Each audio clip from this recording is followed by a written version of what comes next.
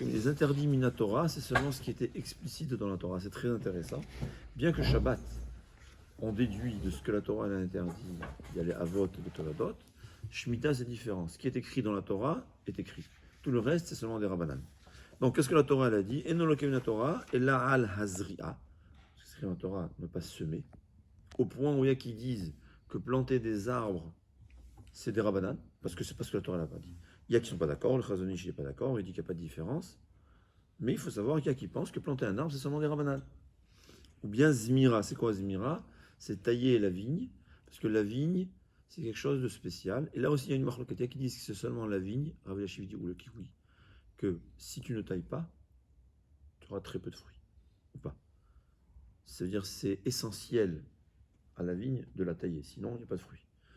Il y a qui disent que même les autres arbres, bien que les autres arbres, sans les tailler, tu as des fruits, mais le fait même que ça améliore, c'est aussi Minatora. Ve'alaktira ou la betira, c'est la moisson du blé, ou la betira, la vendange. C'est les deux interdits. Là aussi, c'est pas qu'on n'a pas le droit d'accueillir, on n'a pas le droit d'accueillir en tant que propriétaire. On verra, il y a qui explique qu'on n'a pas le droit d'accueillir d'une façon standard. Tu n'as pas le droit de prendre la machine, il faudra cueillir à la main.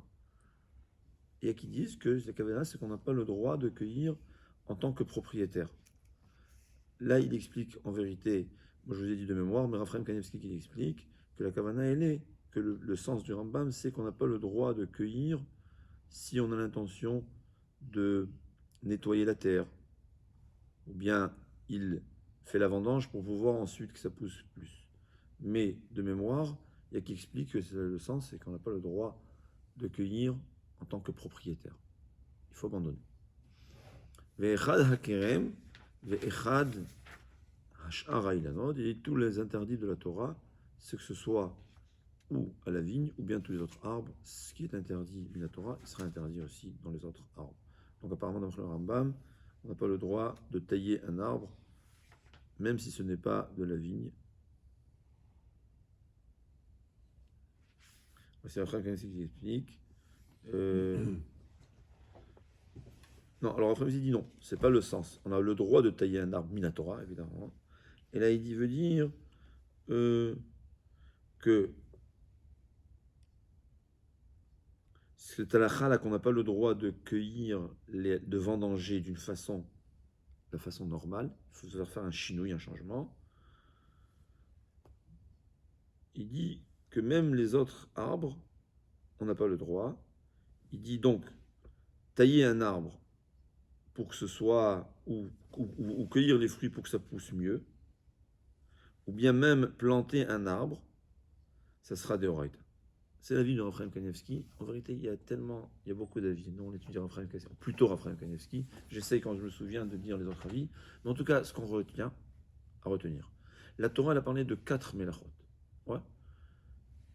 Zri'a, semer des graines. Est-ce qu'il s'agit d'arbre ou pas? Machloket. On a parlé de Zmira, qui est taillé la vigne. Là aussi, il y a une machloket. Est-ce que c'est seulement la vigne ou tous les autres arbres?